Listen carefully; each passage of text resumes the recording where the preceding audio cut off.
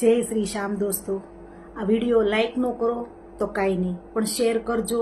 કારણ કે મારે જણાવવાનું એ છે હરેક દીકરીના મા બાપને કે તમે તમારી દીકરીને લગ્ન કરી દો એટલે જવાબદારીમાંથી મુક્ત થઈ જાવ એવું ન સમજો.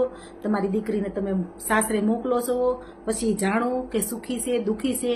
દીકરીને તો તમે પૂછો એટલે હું કે હા પપ્પા હું સુખી જ છું, મમ્મી હું સુખી છું, શું લેવા કે મા બાપને દુઃખ ન થાય. પણ આપણે મા બાપ છીએ, આપણી ફરજ છે આપણે આપણી દીકરીને પૂછવાનું કે બેટા તને કાંઈ તકલીફ હોય તો તારા મા બાપના ઘરના બાયણા તારા માટે ખુલ્લા જ છે. તને ગમે ત્યારે એવું થાય કે મને અહીંયા કાંઈ તકલીફ છે તો તું તારા બાપનું ઘરનું બાયણું ખુલ્લું છે, તારે આવવાની છૂટી છે. તો એ દીકરી તમને દિલ ખોલીને વાત કરશે. હા સુખી હશે તો કહેશે પપ્પા હું સુખી જ છું ખરેખર, અને દુઃખી હશે તો થોડી ઘણી તમને વાત કરશે દીકરી.